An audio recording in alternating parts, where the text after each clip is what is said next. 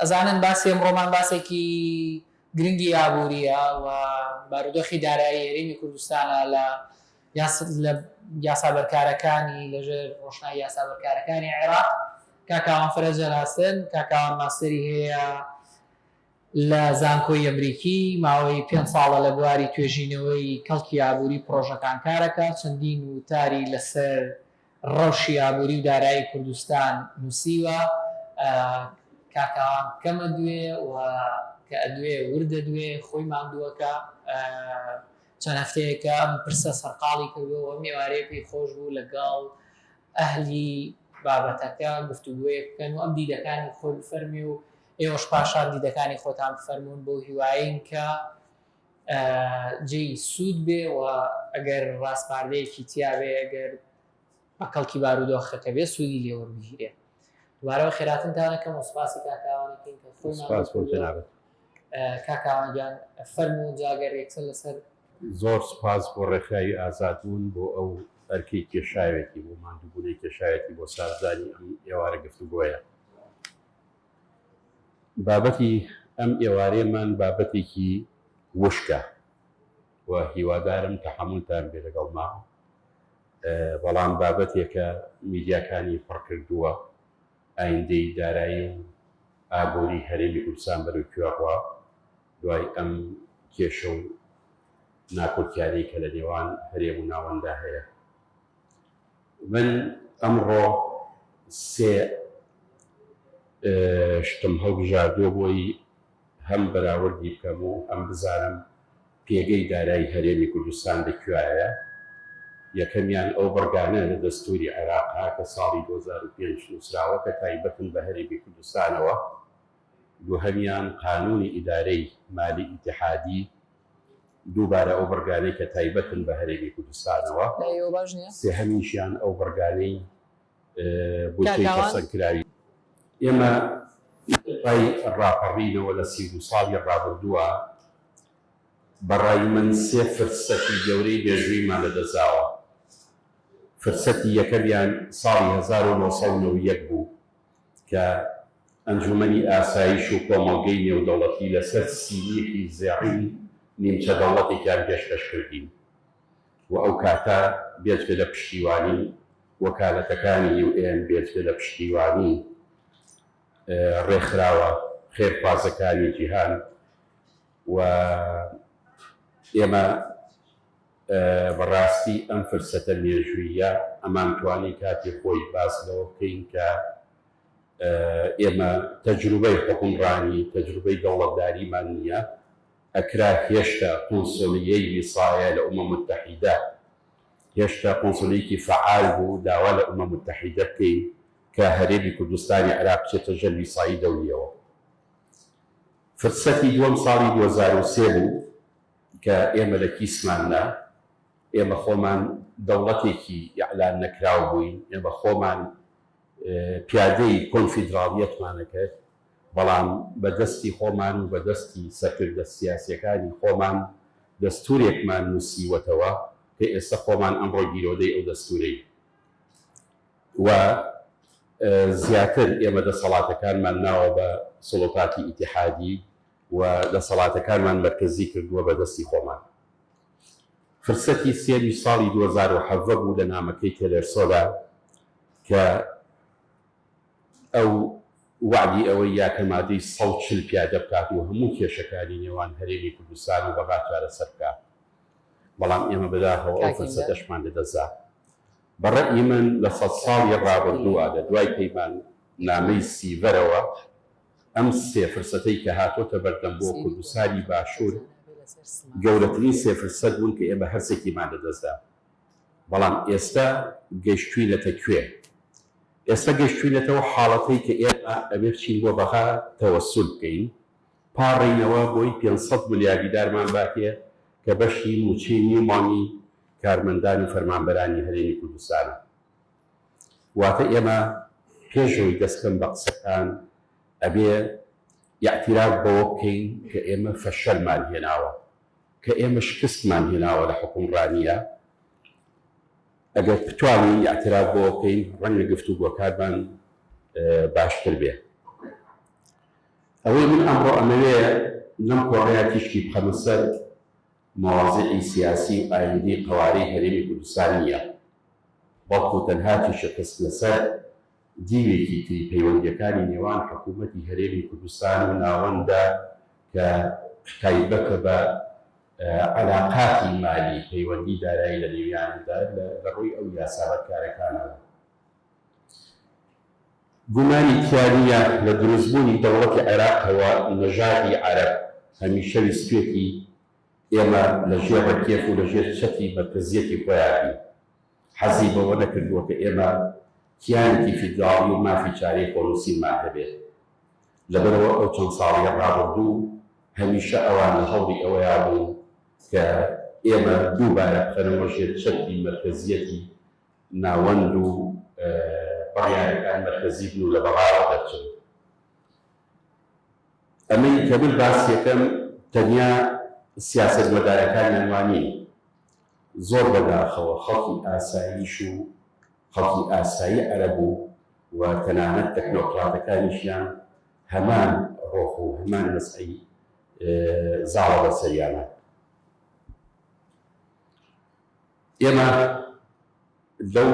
خۆڕاپسکانی لە بەغاو ئەوان کە بیانەوێ بمان خەنەوە ژێر مەرکەز، من ئەمڕۆ ئەمەوێ ئەعلانیوە بکەم کە ئەوان سەرکەوتن. ئێمە ئەو دیاری کۆمەڵگەی مەدەنی ئەو کۆنفیدراڵیەتەی کە هەمان بوو پێش ساڵی 2003 ئێستا ئێمە بەدەستی خۆمان کە بۆتان ڕوونەکەم بۆ تۆزێکی تر گۆڕیمان بە فیدراڵیەتێکی ناقەس، فیدراڵیەتێکی کەم و کورت،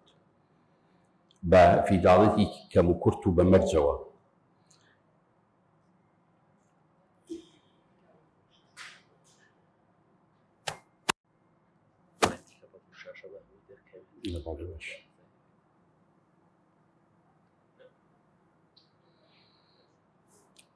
ئێمە لە ساڵی 2003ەوە کاتی عەرەبەکان ئەوان بەو نەسعەیە بیریانە کردەوە یانویستە هەموو شتێ بکەن بە مەرکەزی. ئێمە بەڕاستی دەسەڵاتی کوردی دەسەڵاتێکی کلیپتۆکرات بە لەژێر دروشمی نەتەوایەتی و لەژێر دروشمی ئازادی سەر بەخۆیە ئێمە خەریکی قۆرەخکردنی سەرۆت و سامان و نەوت و داهاتی نیشتیمان بوون. نوێنەرەکانیشمان لە بەغا وەزیرەکان و وەکیل وەزیر و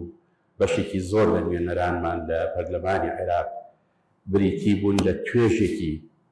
کۆمپرادۆر، بریتی بوون لە توێژێکی بازرگانی سیاسی کە خەمی ئیقلیمیان لە کۆڵ لەگرتە بوو.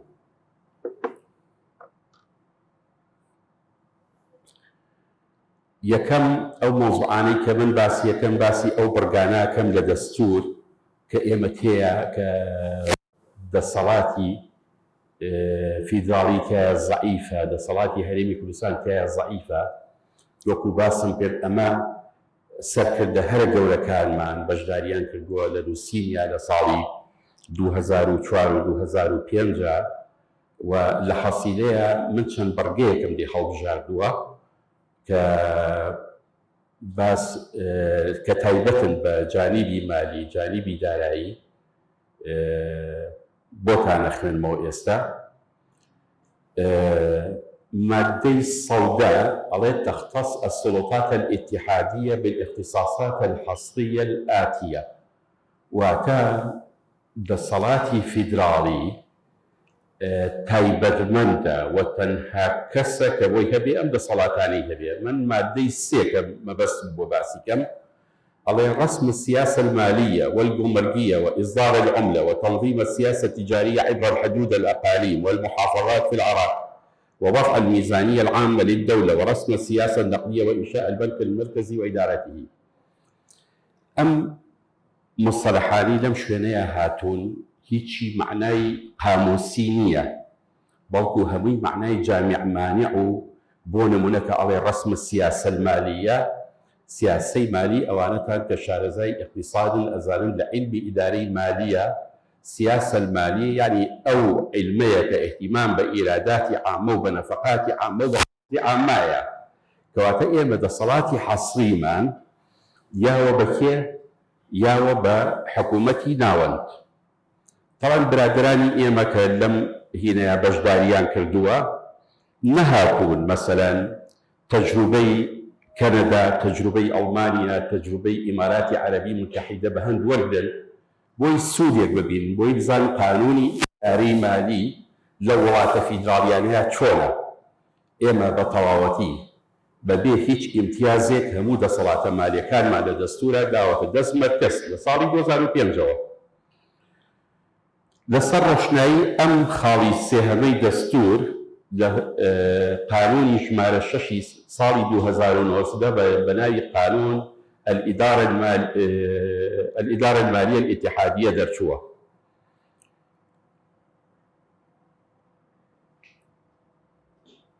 مادەیەکی ترمان هەیە لە دەستور ئەمە کە مافی ئەوەی یاویتەتێ تعدیلی هەمی قوانین بکەی، بەڵام ئەڵێ في حالة وجود تناقض أو تعارض بين القانون الاتحادي وقانون الإقليم بخصوص مسألة لا تدخل الاختصاصات الحصرية للسلطات الاتحادية. بەپێی ئەمە وا تەفسیرە کرێ. بۆ نمونە ئێمە قانونی ضەریبەت هەیە، ئەم قانونی ضەریبەی ئێمە لەبەرەوەی ئەچێتە نطاقی السلطات الحصرية للسلطات الاتحادية کەواتە ئێمە ئەم قانونەی ئێمە باطلە و چەڵە و بە قەناعەتی من بۆی ئێستا قسە ناکەن بەسەر ئەو شتە لەبەرەوەی ئێمە باجێکی زیاترە سەرین لە هاوڵاتیەکانی خۆمان و ئەو باج سبە پێی قانون ئەبێ بینەوە بەبەڕا و هەرچی قانونێکی تر کە تایبەت بێ بە جیبایی ئەموال و کە تایبەت بێ بە خەرجی گشتی لە هەرێمی کوردستانە دەرچوو بێ بەپێی ئەم مادە دەستوریە لە هەرچ کاتێ بێ وەکو قنبەلەیەکی تەوقید وایە ئەتوانین پێمان بڵێن کە باتیلە. لە دەستورە دەسەڵاتەکانی هەرێم لە بواری نەوتدا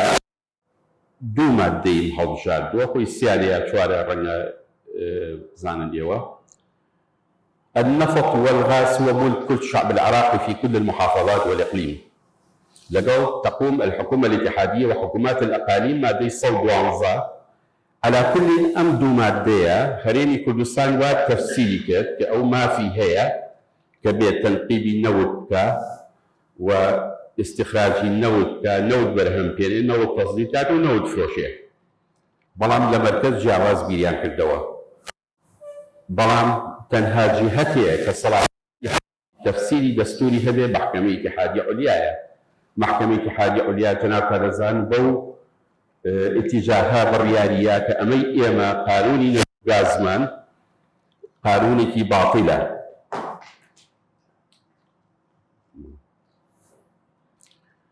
وبدواي أوش بو تصدير كردني محكمة ناو بجيواني باريس بالريالية كتصدير كردني نوتيش دووبارە باطیلە. کەواتە بەپێی بڕیاری بانکی فیداڵی کە لە 15/2022 هەموو گرێ بە سەنەوتیەکان و بەرهەمهێنان و هوناردە و جیبایی داهاتی نەوتی هەرێم نادەستوریە و نایاساییە. ئەم بڕیاری محکەمەی اتحادی بەڕاستی مینی زۆری تایە کە من لە دواتری ژێمە سەری بەپێی ئەم بڕیارە کە بووە بە مادەی دەستوری ئێستا کە ئێمە ئیجبارەکە هەرچی نەوت هەیە تەسلیمی وەزارەتی نەوتی و داوامان لێکا کە پاکتایی لە ساڵی 2004ەوە هەتا ساڵی 2022 هەرچی مستحقاتی حکوومەتی فیدراڵی هەیە کە ئەکەوێتە ئەستۆی حکوومەتی هەرێمی کوردستان بیداتەوە و ئەمە لە دواییە بۆ بەهین. من هەمیشت لە میدیاکانەوە بیستم بە تایبەتی میدیاکانی هەولێر کە باز لەواکەن ئەمان ئەیانەوێ شکات بکەن لە محکەمەی لەندەن بۆ نمونە یا لە دادگای ناوبژیوانی نێودەوڵەتی. بەڕەئی من ئەمانە ئەم هەنگاوانە سەرکەوتوو نابن لەبەر چەند هۆیەک. یەکەمیان ئەوەیە کە بڕیاردان لەم هینانەیە و ئەم قەزیانە ساڵانێکە خایەنێ. دووهەمینیشیان گرنگی بردنەوە نییە، سێهەمینیشیان کولفەی ئەم محکەمانە کولفەیەکی کە بڕوا ناکەم حکوومەتی هەرێمی ناوانە بنێت. لەسەر زەوی ئەو مادە دەستوریە کە لەسەرەوە باسمان کرد یاسای قانونی ئیداری مالی ژمارە 6 ساڵی 2019 دەرچوو. طبعا ئەم قانونە کاتێ دەرچووە کە وەزیری دارایی کورد بووە و ڕەشنووسەکەشی لە ساڵانی ڕابردووە هەر وەزیری دارایی کورد بووە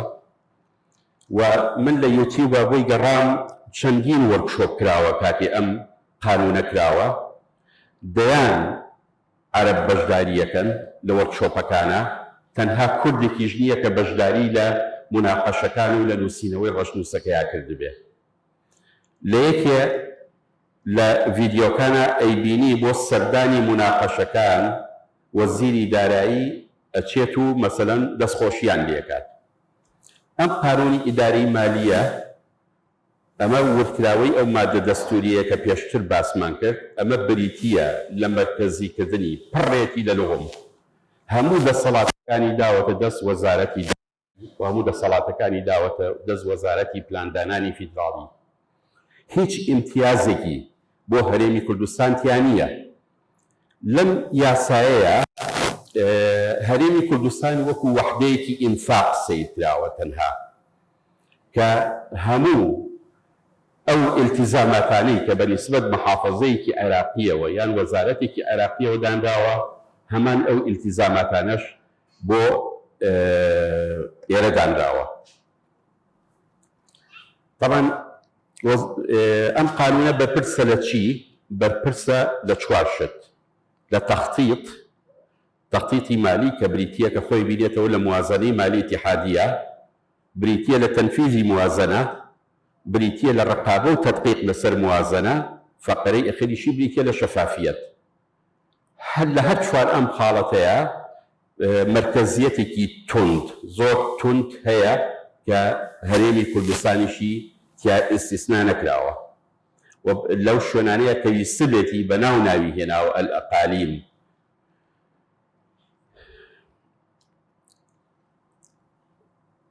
یاسای موازنەی فیدراڵی یعنی قانونی الموازنە الاتحادیە بۆ ساڵەکانی 2023 و 24 و 25 لەسەر زەوئی قانونی ئیداری مالی دانراوە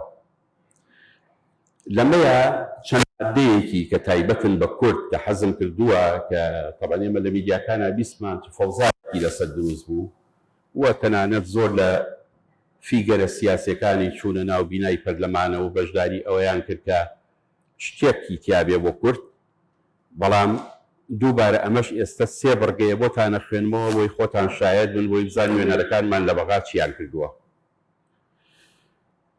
لە ئەو مادەی کە باسمان کرد کە لە قانونی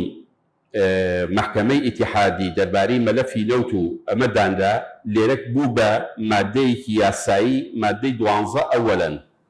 کە باز لە پاکردنی حساباتی 2004 تا 2022 واتە هەرێمی کوردستان ملزەمە بە یاسا ئەبێ هەرچی حساباتی فرۆشتنی نەوتی هەیە مەساریفی نەوتی هەیە ئەو دفعاتانی کەیاوێتی بە شەریکاتی ئەجنەبی ئەبێ هەر هەمووی حازر کات هەر هەمووی ملزەمە ئەبێ لە ماوەیەکە ئێستا بۆتان باسەکەم کە چۆنی ئیلزام کراوە ئەمە بڕگەی دووەمیشی بڕگەی هەناردەکردنی کەمتر نەبێت لە 400,000 بەرمیلی ڕۆژانە بۆ کۆگاکانی کۆمپانیای سۆمۆ لە بەندەری جەیهان بە هەمان ئەو ئالێت و ڕێوشوێنانەی سۆمۆ پێڕێی دەکات داهاتەکەشی دەچێتە خەزینەی گشتی ئیتیحادیەوە من ئەم شتانە بۆیە باسەکەم لەبەرەوەی لە میدیاکانە زۆر باز لەواکەیە کە حکوومەتی هەرێم پابەند بووە بە هەموو ئەو ئیلتیزاماتانی کە لە سەرێتی من لێرەیە ئەوەی کە بۆ ئێوە یاڵێم ئەمێ پێچەوانەی ئەوە بڵێم کە حکوومەتی هەرێم پابەند نەبووە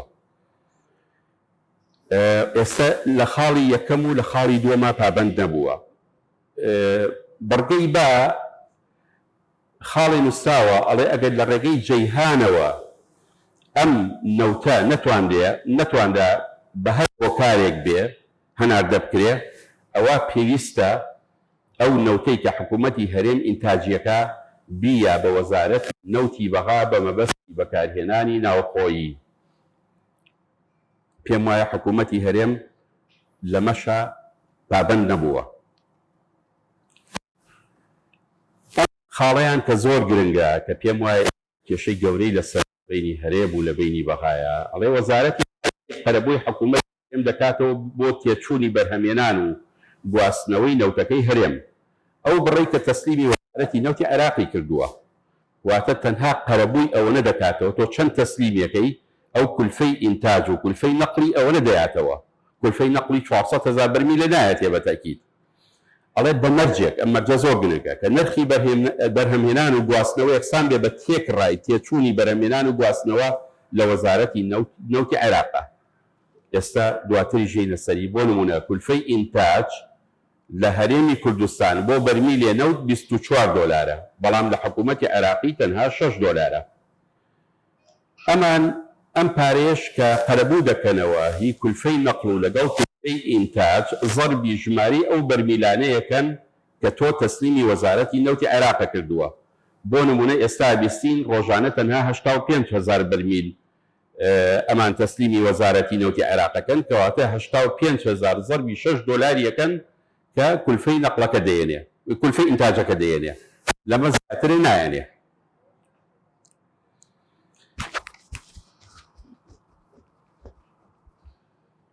بەڕگەیەکی تر هەیە کە بەڕوون و ئاشکرا کە ڕەنگە لە قانونی ئیداری مالی ئیتیحادی تۆزێ ئاسانکاری تیا کردبێ بۆ گەڕانەوەی لە ساڵ 50 بەڵام کە چۆتە ناو قانونی موازنەی ئیتیحادی زۆر بە ڕوون و ئاشکرا باسی ئەوەی کردووە کە هەموو داهاتە نانەوتیەکان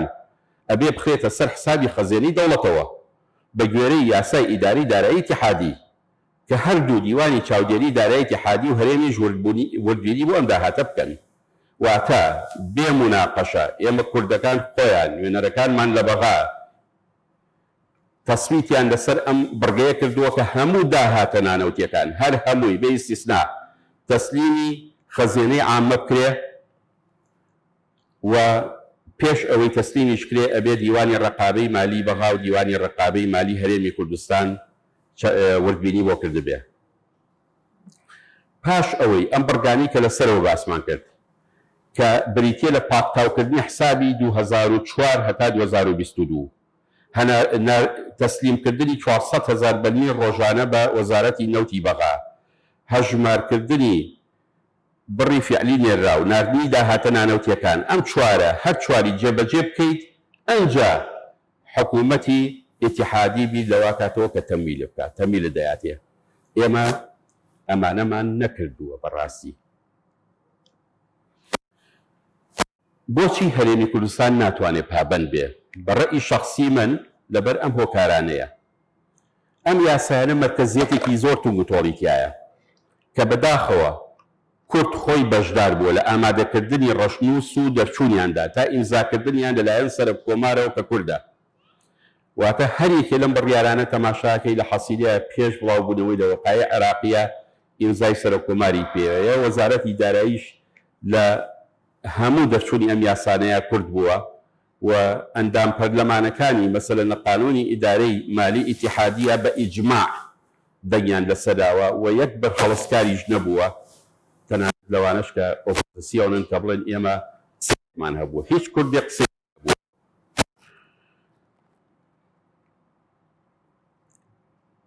یەکێ لەو سەبەبانەی تر کە حکوومەتی هەرێم ناتوانێت پابەند بێ بەڕێی من ئەوەیە کە نرخی دیاریکراوی بەرهەمهێنان و گواستنەوەی نەوت لە دەستوردا دەستور تابێت تۆ ملزەمی بەو سیعرەی کە وەزارەتی نەوتی عێراقەتی بە تێکڕای ئەو سیعرانەی وەزارەتی نەوتی عێراقەتی لەگەڵ تێچۆکانی حکوومەتی هەرێمی کوردستان کە دەیدا بە کۆمپانیاکان واتە لای ئێمە تێچووی بەرهەمهێنان 24 دۆلارە بەڵام ئەوان 6 دۆلارمانەیەنێ کەواتە تۆ گەر ئیلزامت بکات 400,000 بەرمیل تۆ ڕۆژانە ئینتاج بکەیت حکوومەتی هەرێم ملزەمە 400,000 24 دۆلاری با بە کۆمپانیاکانی بەرهەمهێنان و تەسلیمی بەغایکە بەغا لە نەتیجەیە 6 دۆلاری ئەیاتەوە کە ئەمە زەربیکە یعنی پارەیەکی ئێجگار گەورەیە ئەمە بەڕێی من کە کەم باسکراوەی کە لە هۆکارە سەرەکیەکانی ئەوەی کە حکوومەتی هەرێم ناتوانێت پابەند بێت یەکێ لە سەبەبەکانی تری ئەگەر سەیری قانونی ئیداری مالی ئیتیحادی بکەیت ئیجراءات و ڕۆتینی زۆر قورسیتیایە ئێجگار قورسیتیایە ئیجراءاتەکانی کە بریتیە لە حساباتی شەهری حساباتی نوسف سەنەوی و حساباتی ختامی ساڵانە و موازنەی تەختیقی کە لە مانگی ئازارە تۆ ئەبێ حەزری کەیت و هاوکاریکردنی دیوانی ڕقابەی بالی فیدراڵی و دووبارە مناقەشەکردنی موازنە لەگەڵ وەزارەتی تەخطیط و وەزارەتی پلاندانان و ئیلا ئاخریه ئیجراءات و ڕۆتینەکەی زۆر قورسە. بەڕێی شخصی من کە من محاسبەم خوێنووە کەوادری محاسبی مؤهل نییە کە بتوانێت لە هەرێمی کوردستان وەکو پێویست لەبەردەستانیە کە بتوانێت ئەم متەطەلەباتانەی کە لە میزانیە هاتووە لەگەڵ قانونی ئیداری مالی اتحادیە هاتووە کە جێبەجێ بکات. چەند مەترسێکی تریش لەسەر هەرێمی کوردستان هەیە. یەکێ لەوانە ئەو شکاتانەیە کە کۆمپانیاکانی نەوتی باکوور و کۆمپانیای گازی باکوور لەسەر نایاسایی دەرهێنانی نەوت لە کێڵگەکانی نەوتی خۆرمەڵە و کۆرمۆر کردویانە بە بیانوە ئەوەی کە ئەم کێڵگەنەوتیانە ئەکەونە سنووری مناطق متەنازع عەلەیها و ڕەنگە ئەگەر ئەمە بچێتە دادگای ئیتیحادی ئەوەش بەرنەوە کە شایانی باسە ئەو ئینتاجەی هەرێمی کوردستانی کا لە سا هەشتایی لەم دوو حەقلەوەیە. جێبەجێکردنی بڕیارەکەی دادگای فیدراڵی کە بۆتە مادەیەکی دەستوری و ئەسەری ڕەجعی هەیە ئەویش پاکتاوکردنی حساباتی 2004 تا 2022 ئەمە ئەگەر پێداگیری بکات بەڕاستی من لەو باوەڕێیان حکوومەتی هەرێم نەتوانێت ئەم کارە بکات. مەترسێکی تری بەغا هەیە کە ئەوەیە چەند نەوتی تەسلیم بکەیت. ئێمە ئێستا زانین منفەزی تورکیا بۆریەکانی تورکیا داخراون حکوومەتی هەرێم بەپێی دەسوور داوای 400,000 بەرمیل لێکا کە بۆ بەکارهێنانی ناوخۆ بەکاری بێنێ، بەڵام ئێمە 85,000 نییە. ئێستا ئەوەی کەیویستین لە بەغا باس لەواکەن نیسبە و تەناسوب بکەن. تۆ 85,000 بەرمیل زەڵبیەکەن و چەند دەکەوێت ئەوەنە و بە حسابەکەن و ئەمەش لە چیەوە دەرکەوت ئەم قسەیە دوێنێ وتەبێژی حکوومەتی فیدراڵی کاتێ وەڵامی حکوومەتی هەرێمی یایەوە باسیەوەی کردوتی ئێمە ئەو شایستە داراییانەی کە ناردوومانە تا ئێستا بۆ هەرێم سێ ئەوەندەی مستحقاتی خۆیەتی و ئەمە لەوەوە هاتووە لەبەی تۆ 85,000 بۆ ناردووە ئەو چەند جارێ 500 ملیاری بۆ ناردویت بۆیە کردوێتێ سێ ئەوەنە و ڕەنگە زیاتریش بێ بۆ گوێرەیە. ئەو تۆڕە یاساییانەی دەرەنجامەکان ئەوەیە. ئەو تۆڕە یاساییانەی 20 ساڵە بەغا بۆ هەرێمی دەچنێ دەمانگەێنێتەوە دەرەنجامەی کە کەیسی گفتوگۆی نێوان هەرێم و بەختە گەیشتۆتە بنبەست. کێشەکانی نێوان بەغا و هەرێم ئەگەرچی لە پشتەوە یانی سنتاڵی و عەرەبچێتی و چەپەقخستنی و پەراوێزخستنی هەرێمی کوردستانی تایە،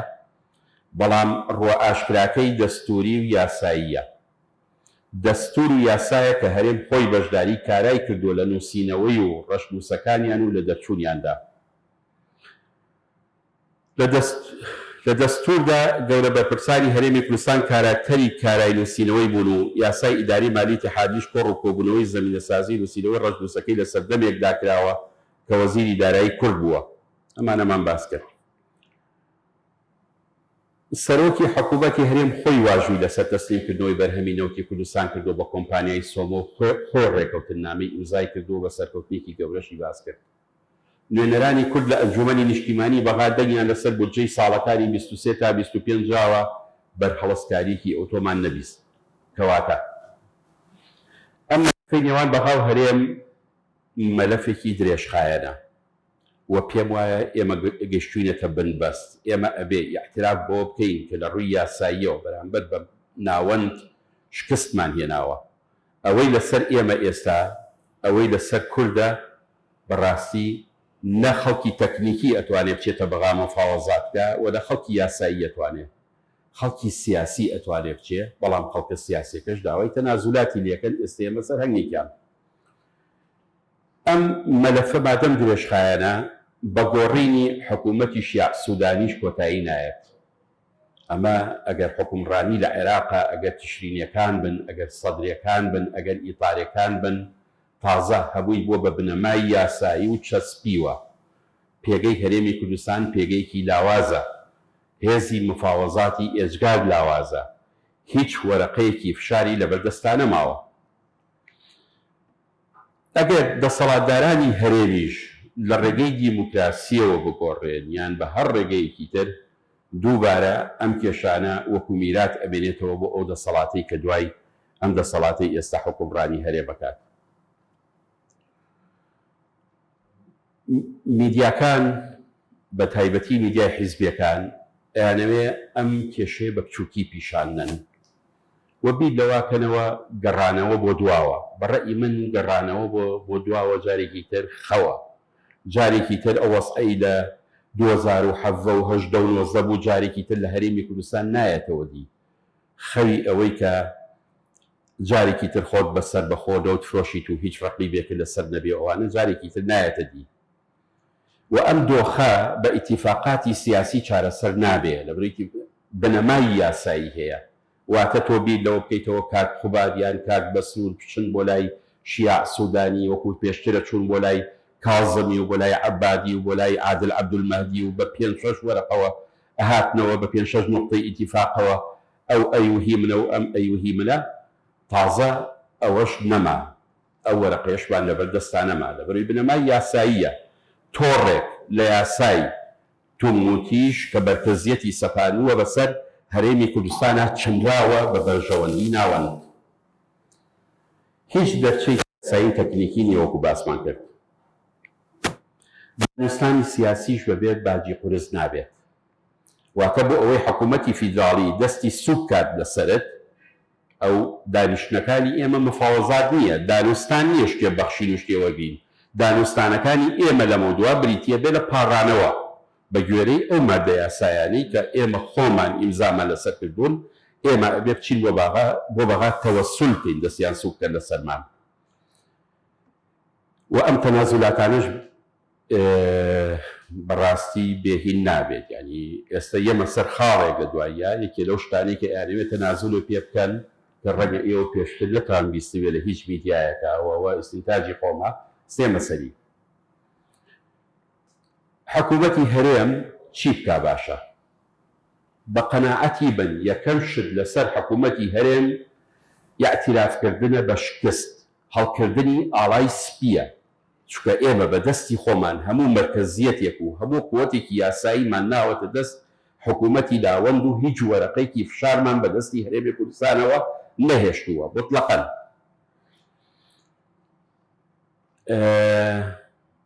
پێویستە حکوومەتی هەرێم شەفاف بێ، هەم لەگەڵ خەڵک هەم لەگەڵ بەغا و مەلەفی دەوت و دەواازە سنووریەکان ئاشکرا بکە. پێویستە دیبلۆماسی بێ لە پەیوەندیەکانیان لەگەڵ بەغدا و واز لە زمانی زبر و خۆبەزلزانی بێنێ. کەواتە پێویستە سەرکردە سیاسیەکانی ئێمە لە ئاسمانەوە بێنە سەر زەوی بۆی گفتوگۆ لەگەڵ خەڵکا بکەن، بۆی بێزی ئەوەیان بێ گفتوگۆ لەگەڵ خەڵکی تەکنیکی ئارەزا و دووبارە لەگەڵ خۆیان بچن مفاوەزات بکەن لە بەغا. پێویستە هەرچەنە من پێشتر باسم کرد کە فەرقی بینی 24 دۆلار و 6 دۆلار و ئینتاجکردنی 400,000 کەوێ لەسەر هەرێمی کوردستان، بەڵام ئەبێت بە حکوومەتی هەرێم پابەند بێ بۆ ئەوەی ئێمە چونکە خۆتانەزانن وەسعی موچە خۆرانی هەرێم و وەسعی ئابووری و باڵاری هەرێم چی لێ بەسەرتووە. هەر ئەبێ پابەند بێ، مەجالی نییە. پابەند بێ بە هەموو یاسەدارایەکان و بودجێ گشتی عێراق و ڕێکەوتنی نێوان حکوومەتی عێراق و حکوومەتی هەرێمەوە. تازە ئیتیعاتی نەتەوەیی بێناوەرۆک هیچ سوودێکی نییە بۆ ئێمە. ئێمە ئەبێ شتێک خۆمان ئیمزامان لەسەر کردووە، خۆمان مسادەقەمان کردووە، ئەبێ پابەند بین پێوەی.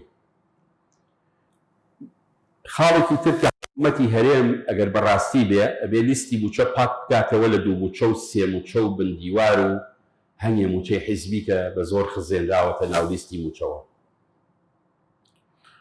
شتێکی تری غەریب کە ئێستەکەی بینین، مەسەلەن تۆ حکوومەتی بەغا لە داهاتە نانەوتیەکان مەقاسە و لەگەڵەکات. مەسەلەن تۆ خۆت وتوتە ئێمە 320 ملیار دینار داهاتی نانەوتی هەرێمی کوردستانە، ئەو مەقاسە و لەگەڵەکە لێو ئیستیقطاعەکە. باشە کە تۆ هەموو داهاتە نانەوتیەکان مجبەری بە قانون کە بیتەوە بە حکوومەتی هەرێم، ئەی خێرە باجی دەرامەت زیاکەیت، تعریفەی گومەتی بەرزەکەیتەوە، زەریبەی عەقار زیاکەیت، ڕسوب زیاکەیت، باریشانی ئەم وڵاتێکی لاکیانە قورسترە پێی کە تۆ لە حەسیلەیە ئەبێ پارەکە و بیتەوە بەبەغا. هەرچە لە بوار نەماوە لە یاساکاندا بۆ گفتوگۆ، بەڵام باشتر وایە کە سانی شارەزا لە دارایی ژمێریانی و ئابووریدا بەشداری دانوستانەکانی نێوان هەولێر و بەغدا بن. هیچ دەبێ بۆ لە مودووە.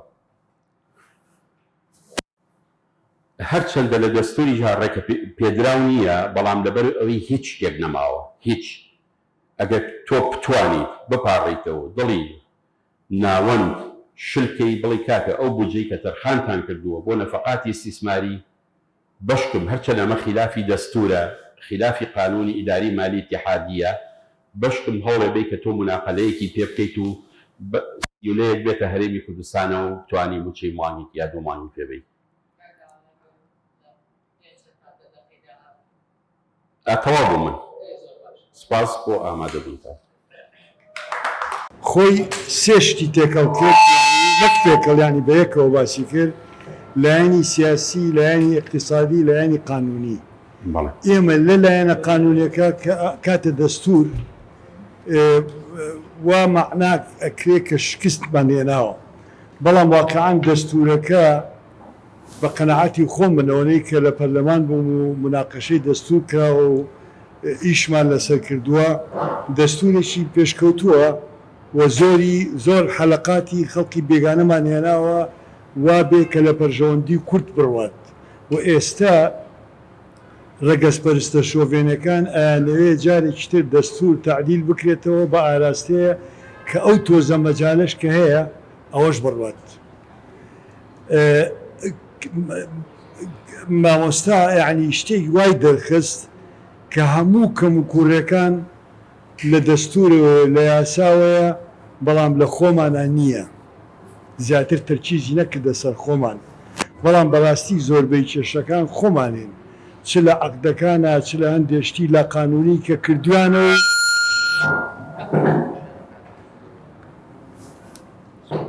کردوانەوە و زانیویشیانەوە بە لا قانونی کردوانە. یعنی زیاتر من واتێگەم بەشی شێر گەندەڵێکە لە خۆمانەوەیە. مەسە بۆ نمونە حساباتی ختامی لە بەغاشە هەر نەکراوە و هەر ناشکرێت، ئەوەی کە ئێمە بینیوانە بە حیاتێک هەموو ساڵێ تەئکید کراوەتەوە بۆ حسابی ختامی نەکراوە، لا ئێرەش ناکرێ و لەوێش ناکرێت. ئەو بەندەی کە ئەڵێ ئیقلیم و لەگەڵ بەغا مەعەن بەیەکەوە ئیشەکان بکەن. صلاحيات المشتركة بين الإقليم. وقتی خۆی من حەزەکەم بۆ تاریخ شتێک بڵێم، ئەو کاتێ من لە جەمعەی وەتەنی بووین داوایان لێ کردین کە لەسەر ئەم دەقە شتێک لە ڕووی ڕێزمانی و ئەوانەوە شتێک ئامادەکەین. من و بەڕێز دکتۆر محەممەد شەریف شتێکمان ئامادە کرد، کەلیمەی مەعەن حرفی عەطفە، زەرفی مەکانە، زەمانە، چییە کۆمەڵە شت لەوانە ئێمە هێنامانەوە وا بێ لە پەرژەوەندی خۆمان تەواانێ وا قسەمان کرد. دوایی ئەوەڵ واقع قسەکەی ئەوان وتیان چی کەلام و حەق یوراد و بهی الباطل، یعنی وایان پێوتین بەدەقکە ئەم قسەی ئێوە واکەن بەڵام واکەوێتەوە. ئەگەر بمانتوانە خۆمان تەعامل لەگەڵ دەستورەکە بە ڕۆحیەتێکی عاقلانەی قانونیانە بکەین، قەناعەتمێ ئەمانتوانی هەنگاو بەرەو پێشەوە بڕۆین، بەڵام بەشێکی زۆری خەتای خۆمانە. بۆ نمونە ساڵێک گوتیان هینی ناوخۆ ئەکاتە 250 میلیۆن دلار ئەبێ حکوومەتی هێرێن بیە. ئێمە هاوارمان لێ ساوتمان کاکە ئەم پارەیە زۆرە بۆ قاتی خۆت چۆن ئێمە توانین. دوایی پێیان وتیان کاکە قسە مەکەن، دوو ئەوەنە سێ ئەوەنەیە خۆی کە ئێمە ئەوەمان کردووە. حتا ئەوان ئیسارەی چیەکەن ئەڵێن ئێوە ئەو وەسڵانە کە بۆ ئێمێنێرن ئەتاو هەر ئەم کەلیمەیە ماوە، ئەم وەسڵانی کە بۆ ئێمێنێرن وەسڵی دووەمە، وەسڵی تەزویرە، وەسڵەکە لای ئەستێکە لای خۆتانە، ئەگەر شتێ 100 بێ ئێوە 50تان بۆ ئێمە ناردووە. یعنی بەو شێوەیە مەعامەلەکە شتی تریژەیە. سوپاس. من بە سیفێتەوەی 10 ساڵ لێ بووم لە پەرلەمانی عێراق و 8 ساڵ هەر ساڵەکەت لە لیژنی و تووزە بووم ئاگەم لە هەموو وردەکارێکانە و ئەو شتانی کە بووە جاگە مەزالم زیاتر دەی باشترە جانازەم بە قسەی جەنابتە. بەڵێ کەوان دەست خۆش بێ دەستور و دەسەڵات دەستور بە دوو دادەندرێ یەکێکیان ئەوەیە کە یەکەمیان دەسەڵاتی حکوومەتی فیدراڵ دادەندرێ ئەوەی مایەوە بۆ ئەقالیمەکانە یان بە نوعێکی تر ئەو دەسەڵاتی ئەقلیمەکەدا دەندرێ ئەوەی مایەوە بۆچێ بۆ فیدراڵە لە عێراق کە دانراوە دەسەڵاتی حکوومەتی فیدراڵ دانراوە ئەوەی ماوەتەوە بۆ ئەقلیم وەکو مادەی 115 کە باز دەکات دەڵێ ئەوەی کەوا لە دەسەڵاتی حەسری نەبێ بۆ ئەقلیمەکانە ئەگەر لەسەر دەسەڵاتی چاوبەش خلافە بێ ئەوە ئەولەوێت بۆچێ بۆ ئەقلیمە بەمەرجێک ئەگەر تعارض نەکە لەگەڵ سڵۆتاتی حەسری سڵتەی اتحادی ئەڵە دەسەڵاتی هاوبەش نەخێر لە قانونەکەیە لە قانونەکەی ئەڵێ لە قانونەکەیە جەناب شارەزاتری ئەوەیە کە ئەڵەیە ئەگەر بێت و تعارضێکە بێ تەناقوزێکە بێ لە بینی قانونی فیدراڵی و قانونی ئیقلیمە ئەوە حقەکە بۆ ئیقلیمە بەمەرجێک لە دەسەڵاتی حەسری سڵۆتاتی اتحادیانە بێت ئەوە ئەگەر بێت و ئێمە ئەو شتانی دەستور یا قانونەدانە نابێ پێچەوانە بێت دەنا بە مادەی 115 ئەگاڵێ لەسەر دەسەڵاتی هاوبەش ناکۆچی لە نێوان هەرێم و فیدراڵە بێ ئەوە ئەولەوێت بۆچێ بۆ حکوومەتی هەرێمە بۆ ئەوەیە نووسیمە ملاحەزەکان بڵێ بۆ خۆی لە ئەوە باسیوت کرد پاکتاوی ئەوە مالی لە 2004 بۆ 2000 ئەوە بۆتە بنێشتە خۆشکە هەموو ساڵەکان کە لە پەرلەمانی عێراق بووین لە یاسای بودجە ئەڵێ ئەبێ پاکتاو بکرێت لە 2004 تا ئەو ساڵ بەڵام حکوومەتی فیدراڵی وەکو ئاگەڵێن تا ساڵی 2012 کردوێتی بۆ خۆی ئەڵێ نابێ حکوومەتی فیدراڵی بودجە بنێرێ ئەگەر پاکتاوی ئەو ساڵە نەکات وەزم تا مانگی سێشە بەڵێ ئەوە نازانم ئەو شتە ناکرێت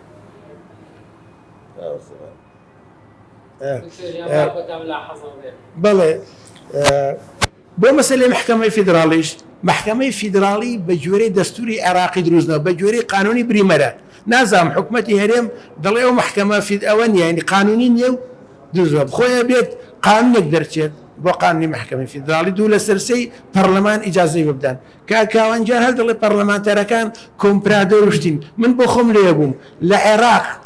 کورد لەوێ کەمینەیە ئێستا پەرلەمانی عێراق 329 کەسە یعنی نیوەی 165 کەسە خۆیە بێت لە دانیشتنی پەرلەمان بەلایانی کەمەوە 165 لێ بێ کورد لێە بە زۆرترین کە هەبێت 65 تۆ لەوێ هەست قانونێک دەرچێ زۆر جار کورد قانونێکی ناوە بڵێ ڕژنووسێک عەرەبەکان توانە زۆر باشە ئەوەندەیان شت بۆ خۆیان زیاد کردووە ئێمە خۆخۆمان بۆ هەر باس قانونەکە نەکرێتەوە هەروەها بۆ مەسەلەی زۆر شتێکەما بوو بەڵێ خۆی دەستوری عێراقیش دووسێ مادەی هەیە ئەوان تاکید لەسەر چ دەکاتەوە تاکید لەسەر تەوافق دەکاتەوە بۆ کوردستانیش عەقدەکانی کوردستان پێڵن PSA گرێبەستی بەشدارێن هی عێراقی پێ دەڵێن TSC تکنیکال سروێ کۆن فەرقیان هەیە هی عێراق تقریباً 97 دلاری تێچێ بەڵامی کوردستان 24 چین تێچێ بۆچی یەکەمیان ئەو بۆ ڕێکە لە بوسڵەوە چێ بۆ فیشخابور ئەوە خراپ بووە کوردستان بۆ ڕێکی دروست کردووە لە خوورمەڵەوەیە دەچێ بۆ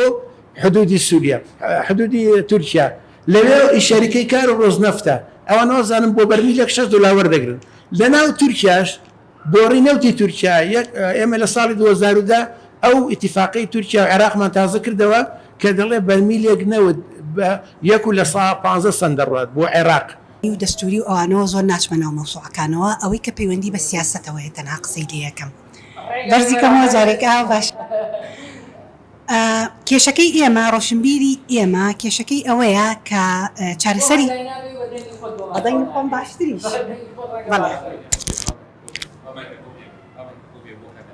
ئەوە سێدەقەکەم بەڵێ کێشەی ئێمە ئەوەیە ڕۆشنبیری ئێمە کە قسە ئەکات یەکسەر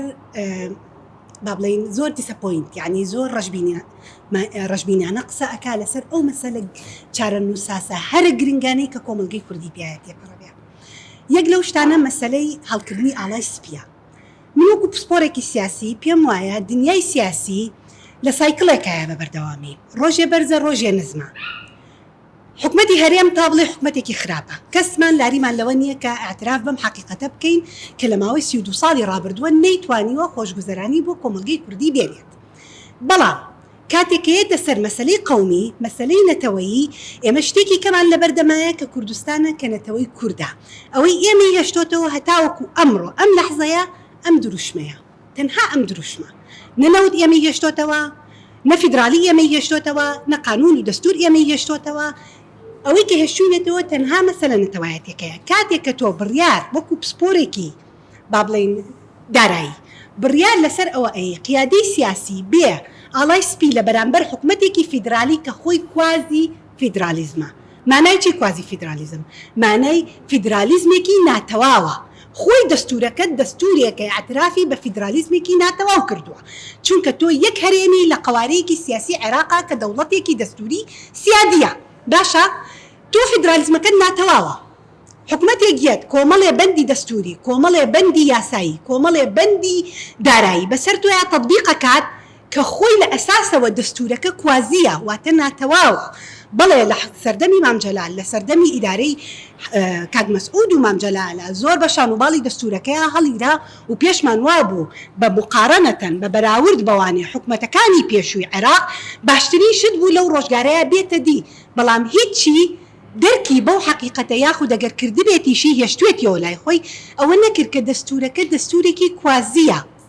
وەکو چۆن هەرێمی کوردستان کوازی ستەیتە واتە دەوڵەتێکی ناتەواوە دەستورەکەت فیدرالیزمێکی ناتەواوە هەرێمی کوردستانیش هەرێم نییە لە ڕاستیە دەوڵەتێکی ناتەواوە چونکە ممارەسەی هەموو دەسەڵاتەکانی دەوڵەتی کردووە زۆربەی زۆری وڵاتان نوێنەرایەتی ڕێگەیان بە نوێنەرایەتی حکومەتی هەرێم ماوە لە ڕووی قانونی نێودەوڵەتیەوە ئاعترافاتیان پێ کردووە ئۆنەری دیبلۆماسییان یاونەتێ ئەگەر هەندێکتان ئاگادار نەبن ئەوە من ئاگادارم بەڵام تەنها ئەوەی کەماوە بڵێم ئەوەیە کە ئێمە لە دان و ستاندێکی بەردەوامین لەگەڵ حکومەتی عێراقیە مفاوەزات بە معنای دان و ستاندێکی بەردەوامین لەگەڵ حکومەتی عێراقیە لەسەر دروستکردنی قوارەیەکی سیاسی دەستوری نەتەوەیی بۆ کورد لەبەر ئەوە تەکنۆکراتێکی وەکو جەنابەت یان یەکێکی کەکە قانونیە یەکێکی کەکە ئیداریە یەتە ئێرەوە قسە لەسەر تەسلیم بوونەکە بەڕاستی من لێرەوە مچورکە بە گیانمایە چۆن جورئەتی ئەوەکەین ئێمە ئەم شتانە لێک ناینەوە بڕیان لەسەر ئەوەین کە یەکسەر ئێمە تەسلیم ببین یەکێ لەو شتانی کە ئابیرم چوو لەوێ باسی کەم کە کێشەیەکی بەڕاستی زۆر زۆر مەترسیدارە ئێستا حکوومەتی هەرێم ئەڵێ وەرن من قەرزتانەیە بێ و بەڵێ حکوومەتی عێراق ئەڵێ وەرن من قەرزتانەیە بێ 500 ملیار هەموو مانگێ بۆ ئەوەی ئێوە نەقسی بودجێ خۆتانی پێپڕکەن و بتوانن موچەی کارمەندار فەرمانبەرانی خۆتانی پێبن بەڵام لە دەستورە لە قانونی ئیداری مالی اتحادیە دوو بەرگە هەیە بەرگەیەکیان ناوی سلەفە یەکیان ناوی قڕوبە ئەگەر ئەو نیەت پاک بوایە حکوومەتی عێراقی سلەفی ئایدێ سلەفی ئایدێ پاش تەواوبوونی پاش تاوکردنی هینەکان سلفەکەمان تەسویا کرد لەگەڵیان بەڵام بەرگەی قڕوب کە لە قانونی ئیداری مالی اتحادیە هاتووەڵێ قڕوب بضەمانات محکمەی ڕەشید و محکمەی بانکی ڕەشید و بانکی ڕافیدەی تەخویلەکات کە قەرزبەند بە حکوومەتی هەرێم بە زەمان زەماناتی چییە وەی ئێمە تێگەیشتوین مەسەرەن لەوانەیە بڵێ ئەم پارکی ئازادیە بە زەمان دانێ من 500 ملیار دینارتانەیە بێ وەگەر لە فەرقی خۆیان نەتانێنایەوە ئەوا بێ بە مڵکی وەزارەتی دارایی بەهات ئەمە نیەتە خراپەکانە لەبەرەوە ئەو ڕەشبینیەی من ئەوە نییە کە وەکو کارەکەت کەسێکی ڕەشبین بم خوێندنەوەی من ئێستا بۆ واقعی پەیوەندی نێوان بەغا و پەیوەندی نێوان هەرێم و ئەوەی کە جەنابەت باسیەکەی ئەو نەزرە شۆڤێنیەی ڕەگەزپەرستانە لە دروستبوونی دەوڵەتی عێراق و هەتا ئێستا نەبڕاوە و ئەوان ئەیانەوەی ئیستیداجمان کردن و هەموو شتەکان قەرارەکان مەرکەزی بێ ئەمە چی لەژێر ڕکێبی مەرکەزەوە و بەداخەوە من بەو موادە قانونیانە کە هەمووی تەشریعاتی مالین بەشێکی سێ نمونەیم هەڵبژاردە بوو لە چەندینی ترە کە لە هەر هەموویە ئێمە دۆڕاوین و ئەوان ئێستا ئەوە تا پارە و بۆ نانێرن وقرز فەرزەکەن بەسەرتا و قەرزەکەش من مەترسی ئەوەی لێکەم کە هەنگێ شوێنی حساسی ناو شارەکان هەنگی ممتەلەکاتی دەوڵەت پێی بە زەمان و دوای حکوومەتی هەرێم پارەکەی پێنەرێتەوە و ئەمانە بێ بە مڵکی وەزارەتی مالی ئیتیحادی. من سپاسی کاواکەم بۆ ئەو بابەتەی کە پێشکەشی کرد، بەڵام ئەو زۆرتر ڕۆشت بەلای لایەنە قانونی و یاساییەکانیەوە، هەروەها ئەوانەی کە محکەمەی فیدراڵیش کە ئەو یاسایانەی کە دەرچووە دژ بە کورد، من پێم وایە محکەمەی فیدراڵی خۆی لە خۆیان بۆ ئەوەیە کە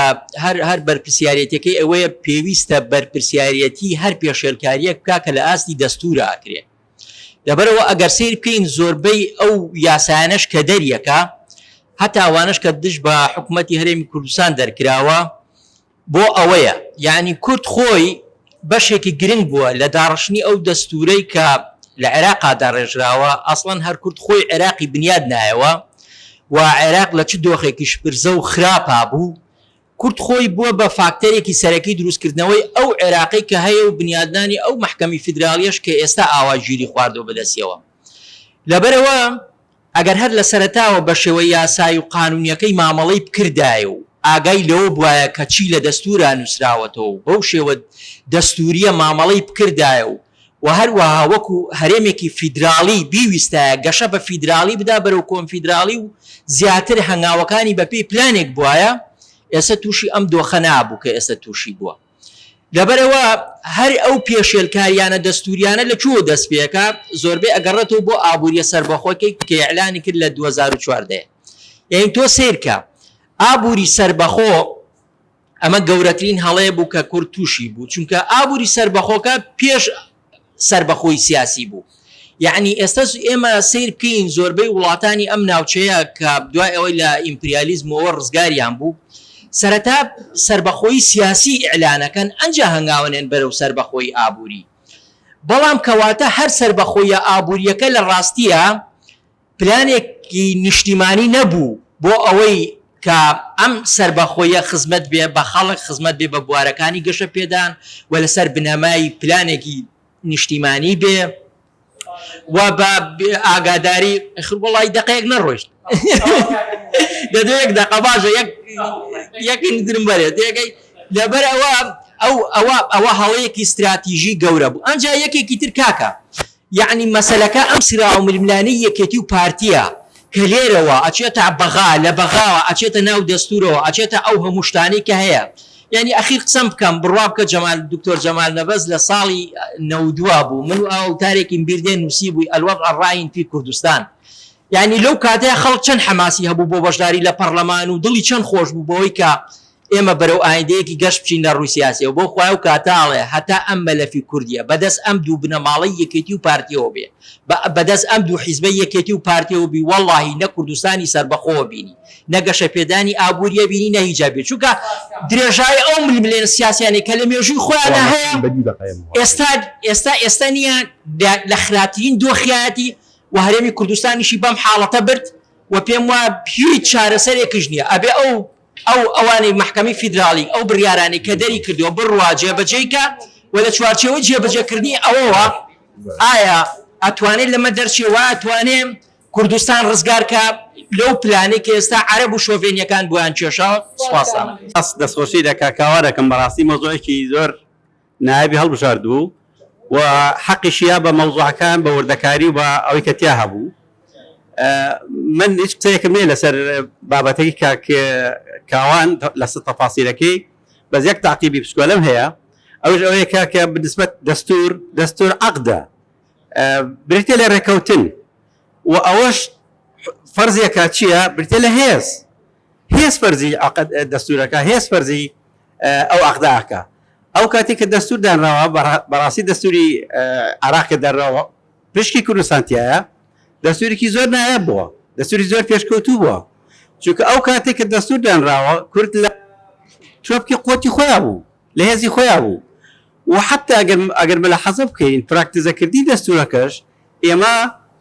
هەتاکو ئەم کاتانی ئەخیریش وەکو حکومەتێکی سەربەخۆ تەسەڕوفمانە کرد، بۆ هێشتان هێز لامان هەبوو. کەواتە لێرە ئەوەی کە ئەمێ ئاماژەی پێ بکەم هێز مهمە و دەستور هیچ قیمەتێکی نییە هیچ زمانەتێکی نییە ئەگەر هێزی نەبێ هێز دیوێکی هێزە قوتە و دیوەکەی تری سیاسەتە ئەوەی کە قوتە هەر بریتینێ لە چەگاری ڕەنگە لە سادەی بێ لە سا پێنجی بێ بەڵام بەعدی ئیجتیماعی هەیە بەعدی دیموکراسی هەیە بەعدی غذایی هەیە بەعدی ئەمنی هەیە هەموو بەعدەکانی کە کۆیکیتەوە ئەبێ بە هێز مشکلی ئەوەی دەستور ئەوەی کە کاکەوان باسی کرد بڵێ بەشێکی زۆر باشی کوردستانی تایە بەس ئەوە دەستور نییە غەدر لە ئێماکە ئەوەی کە غەدر لە ئێماکە پاشەکەی کوردستانە لە هێزە ئەمە نقطەیەکی زۆر مهمە و تاکو ئەو هێزش نەگەڕێتەوە من تەسەور ناکەم بڵێن ئەو حەقانە بۆ کورد بگەڕێتەوە و ڕەنگە جیاوازیشم هەبێ لەگەڵ بەڕێز دکتۆرەیە کاڵێ قەوم نافەوتێ تاریخ پێمانەڵێ دایان قەوم فەوتاوە بۆ نافەوتێ لەبەرەوەی کە هێزی نەبوو قابلی فەوتانە زۆر تەبیعیە کوردستانیش ناڵم جینۆساید کرد حتا جینۆسایدش کراوە بەڵام ئەکرێت زیاتر لە حەقەکانی بڕوە خاڵێکی تر حکوومەتی هەرێ بۆ کولەوە فەشەلی هێناوە لە شتێکی تریشە بە مەغروری داخلی نەبووە بۆ نمونە تۆ دەستور بریتێ لە پرەنسیب یان شتی مەبادی عامی تایە ئەکرێ حکم بۆ یەگەڕێنی بۆ هێز جارێکی تر من تەفسیرێکم بە فێوی خۆم مەسلحەتمە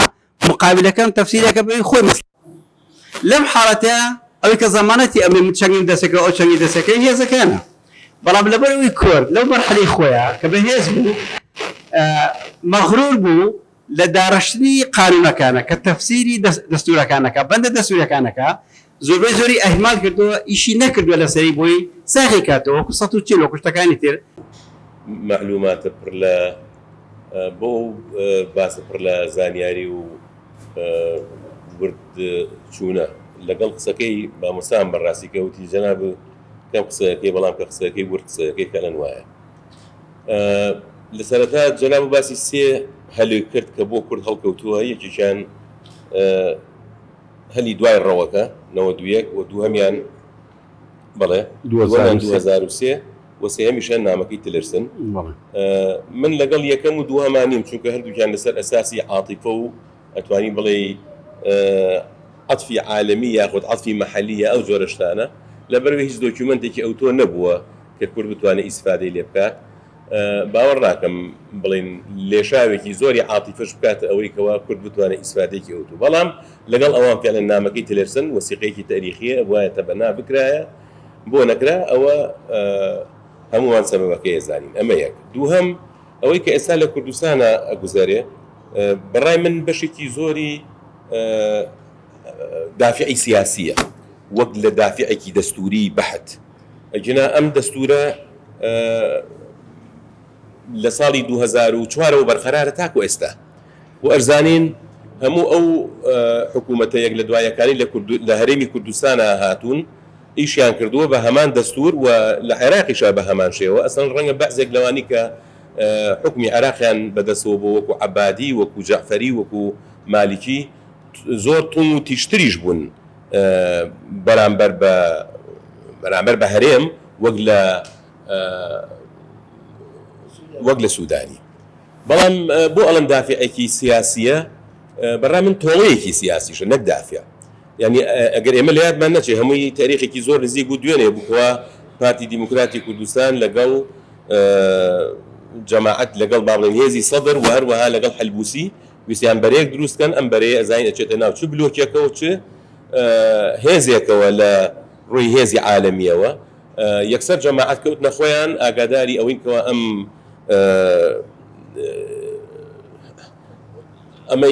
ئەم تەحالوفەی کە ئێستا با بڵێن ئەم ئیتاری تەنسیقی چۆن دروست بوو و ئێران چی یارمەتێکی ئەم مەوزوعەیە بۆی کەوا ئیتاری تەنسیقی فعلەن ئەلا کولین بەرەی یەکەمە هەڵوەشاندەوە ئاگادارین ئەسڵەن سەدر لە مەوزوعا کە هاتە دەرەوە حەلبوسی بە هەمان شێوە و پارتی بە هەمان شێوە دوای خەڵکێکی زۆری پارتی کرا بۆ ئەوەی کەوا بێتەوە ناو پرۆسی سیاسی بەڵام ئەمە لە یاد نەچووە کە ئەسڵەن بەڕای من سەرەتای درستیەکەوتنی پارتی ویکێتی لەو جەولەیەوە دەسی پێکرد کە عیماد ئەحمەد و وەشیار زێباری چوون بۆ بەغا بەڵام لەوێ عیماد ئەحمەد مفاجئە بوو بەوەی کەوا پارتی خەریکی با بڵێن ئەم جەبهەیە لەگەڵ جەماعەتە و ئەویش بێگومان نەیەویست ئەوە ببێتر لەوێەوە هەڵبژاردننی سەرۆکایەتی کۆمار نازانم کۆمەڵێک ئەحداسی یەک لە دوای یەک بوو بە چ گێرم و کێشەیەک لە ناو کورتخۆیە و هەموو هێزە عەرەبیەکان و شیعەکان و سوننەکانیش ئەمەیانە بینی لەو کاتۆ تاکو ئێستا ئێمە بەدەست ئەمەوە ناڵین دەستور هەرە و دەستورەیەکوا لەوە پێش هەبوو بەڕامی ئێستا تۆڵەیەکی سیاسی ئەکرێتەوە بەڕای من ئەگەر ئێستا ئێران ببێ بە عاملێکی یارمەتی دەر بۆ ڕێکەوتنی ناوەند لەگەڵ کووردا بڕەغم من چەندێکیش لەو هەموو گەندەڵەیەکەوە لە ناو قیاداتی کوردی و ئیدارەی کوردیا هەیە و چەندێکیش لەو هەموو قانونە مەحسوورانی کە دراوە بە ناوەند لەگەڵ ئەوە کورد هەر ئەتوانێ حقوقی خۆی وەرگرە وەکوتم بە شەرتێک ئەگەر هات و جمهوری ئیسلامی بێتە سەرخەت ئەویش بەبێ مقابل نایەتە سەرخەت. وەڵام من کاکەوان زۆر سپاس دەستی خۆش بێت ئەو کۆمپانیان نەوتیانەی کە هاتن لە کوردستان نەوتیان دەرهانی و ئیشان لەسەر نەوت کرد کاتی خۆی من بیرم یە ئەمریکیەکان پیان وتبوون ئەمە ڕسکە ئێوەیکەن ڕسکی زۆری تایە ئایا ئەم کۆمپانیانە حکوومەتی عێراق ناتوانێت عەقدەکانیان هەڵوەشێنێتەوە و دەریان کات یعنی مەبەستمەوەیە ینی ئەوان بەسەر پێچیە زانن ئەم عەقدانەی کراوە لە هەرێمی کوردستان بێپرسی ئەوان من ئەوە پرسیارێکی کە وەیە بەڕاستی ئەمڕۆ کۆبوونەوە بۆ لەگەڵ وەزیری دارایی عێراق لە 4 نوێنەری کورد یەک نوێنەریان بەشدار بوو لە کۆبوونەوەکەیە لە 4 ئەندام پەرلەمانی کورد کە لە لیژنەی داراییە یەکێکیان بەشدار بوو لەوە ئەچێت ئەمان پشتبەوە نەبەستن لە ڕووی بڵێن قانونی ئەوانەوە حەلی قەزیەکە بکەن دیارە ئیش بۆ واکەن بەس لە ڕووی سیاسیەوە چکە وەکو جەنابی شوت لە ڕووی قانونیەوە بە شێوەیە ناتوانن هیچ شتێ بکەن. دووهەم شت ئەم 500 ملیاری عێراق من تەسەورەکەم لەوە هات بێت کاوان 500 ملیاریان دیاری کردووە کاتی خۆی ئەیانوت من بە هەڵان نەکەوتبم وەزیری دارایی و 350 ملیۆن دۆلاری نەوت ئەگەڕێتەوە کە گەڕایەوە ئەو کاتە موچە دابەشەکەین یعنی لە پارەی نەوت ئایا 350 ملیار هاتوۆتە وەزارەتی دارایی و دەستیان کردووە بە موچە دابەشکردن چکە 350 ملیارەکە تقریبا نەکاتە 500 ملیار یعنی ئەوان لەسەر ئەو ئەساسیان 500 ملیارە ئەنێرن یاخود چ بنەمایەکی هەیە ئەم 500 میلیۆن دۆلار بەڵێ ئەکە 350 میلیۆن دۆلارەکە تقریبا نەکاتە 500 ملیار بە پارەی عێراقی بەبەستمەوەیە بۆ کاتی خۆی ئەوە بەشی موچەی کردووە بۆ ئێستا بەش ناکات یعنی مەبەستم لەوەیە کاکیاوان مانبوونێکی باشی لە شیتەڵی ئەو قانون و یاسایانە کردووە کە لە حکومەتی ناوەند دەرچووە من هەموو ئەوە ئەژێڕمەوە بۆ ئەوەی کە ئێمە بەڕاستی خەڵکی سیاسیمان نییە سیاسەکانی ئێمە لە زیاتی سیاست خەریکی خێڵن سەرۆکی حیزبەکانی ئێمە سەرۆک خێڵەکانن و ئەو خەڵقانەش کە نردویانە هەر حیزبێک کە نوێنەرایەتی خۆی نردۆتە بەخا ئەوەندەی بیری لە مەسلحەتی حیزبەکە و خێڵەکەی کردوتەوە ئەوەنە بیر لە کوردایەتی و نیشتمان پەروەری و نەتەوایەتی نەکراوەتەوانێ ئەوەنە داخۆچی لە حیزبەکانیان کراوە ئەوەنە نوێنەرەکانیان هەوڵیان داوە زۆرترین داهات و زۆرترین شت بێنەوە بۆ حیزبەکانیان بۆ کوردایەتیان نەکردووە بۆیە ئەو هەموو قانون و یاسانیان بەسەرا تێپەڕیوە ئەو قانونانەی کە کاکاوان باسی کرد ڕاستە دەستورەکە لە چاو جاران دەستورێکی پێشکەوتوترە بەڵام قانون لە دەستور هەڵدەهێنجرێ ئەو قانونانە لەو دەستورە هەڵێنجراون ئەو قانونانە کاتێک لەو دەستورە هەڵێنجراون و داڕێژراون ئەو نوێنەرانەی کورد لەکوێ بوون وەزیری دارایی کورد بووە لەکوێ بووە سەرۆکی کۆمار کورد بووە لەکوێ بووە پەرلەمانتانەکان کە لە پەرلەمان بەسەریانە تێپەڕیوە لەکوێ بوون بۆیە من پێم وایە بێ ئەساسەکەی ئەگەڕێتەوە بۆ ئەوەی کە ئێمە بەڕاستی خەڵکی سیاسیمان نەبووە و خەڵکێک کە لە سیاسەتیشی زانی بێ ڕێگەی پێ نەدراوە سیاسەتکە و دوور خراوەتەوانێ ئللا ئەبێ موتیع بێ بۆ حیزب و بۆ خێڵ و بۆ دەسەڵات و لەگەڵ ئەوەشان ئێستا ئێمە پێمان خۆش بێ و پێمان ناخۆش بێ لە دۆخێکی زۆر زۆر نەهەموار و ناخۆش داین و ڕەنگە کارەسات چاوەڕێمان بکە ئەگەر لە پێشتر بە شێوەیەکی سیاسی هەندێک مراعات کراوین ئێران زەختێکی کردبێ دەولی زەختێکی کردبێ وا لە ئێستاوە ئەو زەختانەش بێدەنگن و نەماوە عێراق بە ئارەزوو خۆی قانون بەسەردا جێبەجێ دەکات بۆیە من نازانم بێ ئەمەلم لەوەی کە لە ڕووی هەر شێوازێکەوە ئەمان بتوانن لە بەخا سیاسەکان چووک سیاسەکان بەڕاستی سیاسی نین بتوانن دەرفەتێک بدۆزنەوە منفەسێک بدۆزنەوە خۆیان لەمە ڕزگارکەن بۆیە ئەوە 3 مانگە موچە نەدراوە هێشتا دیار نییە هێشتا ئەڵێ بە قەرز دەتاندێنێ ئەوە کاکاوانی شی کردەوە وەزئی قەرز چۆنە ئەگەر ئێمە وەرگرین دوایی چی ئەبەن لە هەرێمی کوردستان بۆ قەرزەکان دەست خۆش بێ و سپاسانەکەم و دەست خۆش من لە قسەکانی کاک دکتۆرەوە دەست پێکەمەوە ئەوان بەرگەیەکی تر هەیە لە موازنەی اتحادیە کە دووبارە تەڵەیەکی ترە ناویانەتەوەی جەنابی ئیشارەتە پێە کە عیبارەی الفعلیە کە نووسراوە يحدد حصة إقليم كردستان من إجمالي النفقات يا الإنفاق الفعلي يا النفقات الفعلية باشا كواتا خوي في علمي مالية عامة والصالاني الرابط جناب البرلمان أبوي حصك لسر نفقاتي تقديرية حساب كراوة بلام أمان إستالة بروي محاسبي زيرك وخوكي مالي زيرك يعني هي لبغا لسر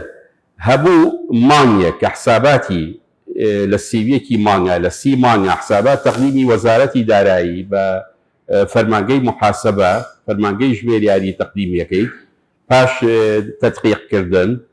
أمانيا سيكن بزانن همو عراق شني نسبة بو تقديره كردوا بو نمونا لصا هشتاي صرف كردوا كواتا أو حصي هريمي كردستان دوانزا ضربي أو فعليات وأمش خوان سيريان كردوا منصفة كل نهاية صالة سيريكي دوانزا بوين شص وهشتي بر هريم أكبت وباقي كشي كاكاتا حفتا ودو بوين سيودوا بر حكومتي اتحادية كبت يعني